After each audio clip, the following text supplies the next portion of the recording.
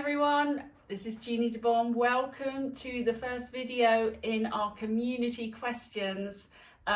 This is where you sent in your questions and I'm here to try and answer them for you. I'll do my very best. So the first one, I get asked this a lot, and we've been doing a whole sort of series on fascia this month of February 2024, if you're watching this video later. So 2024 in February fascia month, and we got a lot of questions about the foam rolling. So those of you who don't know, this is a foam roller. They come in different lengths. This one's just over 1 meter long. And you know, when you talk about fascia, people always ask, should I be foam rolling my fascia? I've been told to foam roll my fascia. Now, on the Zebra Club app, we have two classes using the foam roller in the app, and not one of those exercises involves foam rolling, okay? We do loads of stuff with the foam roller, but we do not foam roll in the Zebra Club, nor do I foam roll with any of my clients. So what do we do with the roller? Well, it's a fantastic tool. Obviously it's circular, it's unstable, so we lie on it, we can work on our stability, we can work on our proprioception, we can use it 4-point kneeling. It's a great tool for articulation. It's a great tool standing up and using it as a balance and helping you do lots of standing exercises. There's so many things you can do, but foam rolling isn't one of them. Now, why do I not foam roll? I don't foam roll with anyone, but I certainly don't foam roll with my hypermobile clients. Now, I know there are a lot of people out there who do foam roll and who advocate and say you should be foam rolling. So I'm not here, everyone's got their own ideas and methods, right? So that's fine. If that works for you, fabulous, fabulous. I'm just speaking about my opinions about why I don't foam roll, because you know this can get quite a heated topic. So if you do foam roll, I just have a question. How long have you been foam rolling? So months, years? The reason I ask is that if you continually need to foam roll your fascia, your tissues, to release your fascia, why do you have to continue doing it for months and years?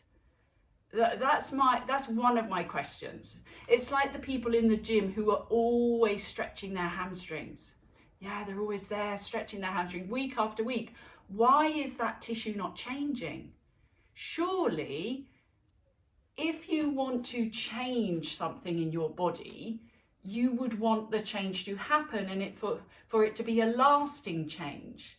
Now, as I said, in the Zebra Club, and we've got lots and lots of members, and we don't foam roll, but these members are seeing life-changing impacts in their tissue, in their fascia, without the foam rolling. We're getting rid of pains, we're getting more mobility, we're getting more strength, but we're not foam rolling. So I only ask, if it's something you enjoy and it gives you pleasure and you're like, well, I love doing it, fabulous, absolutely fabulous. I'm never one to take anything away from anyone who enjoys doing something. But we have to ask, why do I continually need to foam roll? Why is it not making a lasting change in my tissues? So in my opinion, first of all, foam rolling, those of you who don't know what foam rolling is, I'm not going to do it because it's incredibly painful for most people. One of the reasons I don't like it is because you do have to load your whole body weight onto the side of this very hard foam.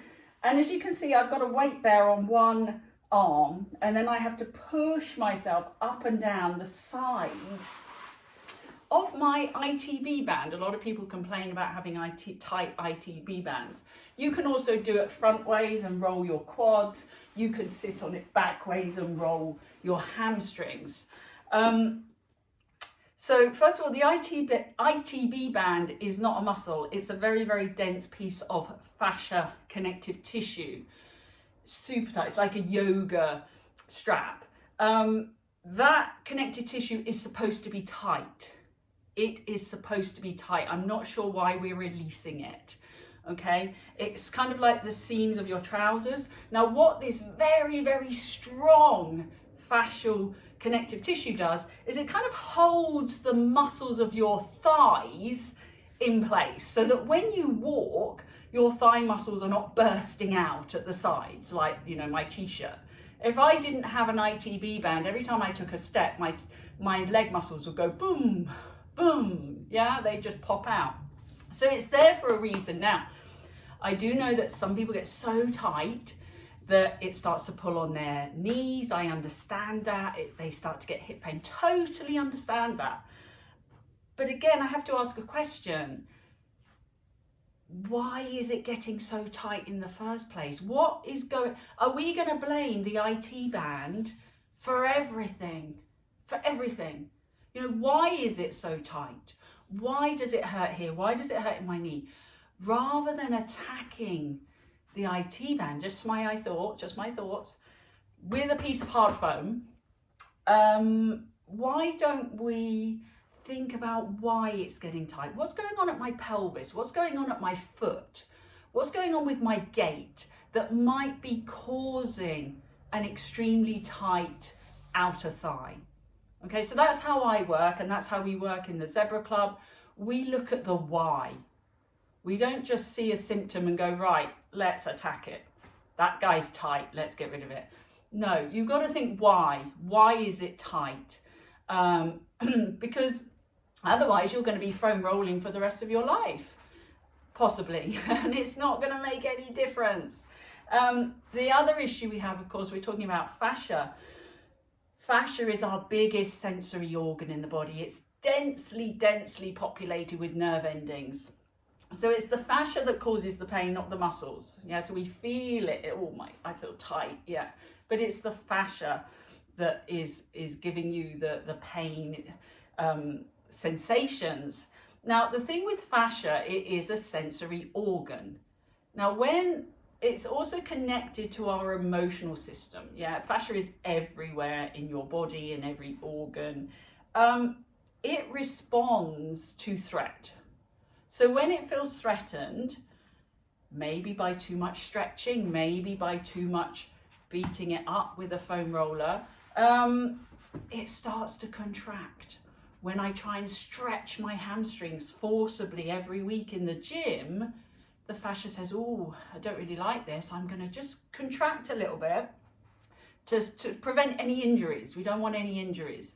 Okay, so it's responding to its environment. It's responding to the pressures that you or we put upon it with our daily activities. So how is the fascia going to respond when we're foam rolling it up and down in different parts of our legs? Is it going to be happy? Is it going to say, yeah, that feels really good. I'm just going to expand and let you have a bit more freedom? Is it going to do that? Or is it going to go, whoa, what's going on here? That feels really quite strong on my tissues. I'm just going to pull in a little bit because I don't like that. Again, I don't know. This is just thoughts, but this is based on what we know about the fascia. So, you know, I think we need to treat our connective tissue, our fascia, whoever we are, whether we're hypermobile or not, super gently. And if we are hypermobile, of course, our tissue is very sensitive. It's pro-inflammatory. It bruises easily. It's fragile for many people. This guy's super tough. You know, I've had people telling me that they've been covered in bruises when they've been told to foam roll their tissue. So apart from the weight bearing and the shoulder stability and the ability to hold yourself up that's required to foam roll, you've got to think about the actual tissue that you're dealing with here and whether that's appropriate for somebody with a connective tissue disorder. So I do have a solution, however, if you think, well, I still have these very tight ITB bands. So wait 1 second. if somebody really wants to enjoy that feeling of release, if we can release fascia, that's a whole other debate. I prefer something like this. Now, I got this off Amazon, although other retailers are available. And it's got kind of spiky balls on it. I don't know what it's called. I think it's called, I just call it a physio spiky ball gadget. But what we can do with this, if you really want to, is put some pressure. Remember, the fascia responds to its environment and the pressure that's put through it. We can put some pressure through those areas that are tight. Now, why do I prefer this to, I could even do my calves.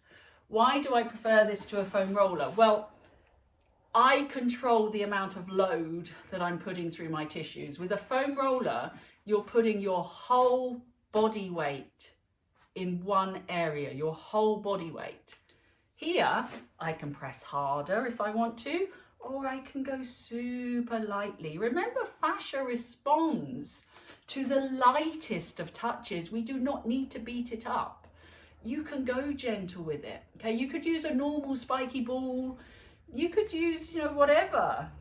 But I just prefer to be in control of the amount of pressure I'm putting through my body rather than loading my whole body weight onto this foam roller. So as I said, if you're interested in what to do with the foam roller, we do have a couple of classes on the Zebra Club, and all our classes are fascial friendly as well. So yeah, I hope that was useful. Again, these are just my opinions. Again, if it works for you, brilliant. We're all here to find solutions that work for our hypermobile bodies. But again, just some things to think about. So I hope you found that useful, and I look forward to seeing you again for our next community questions.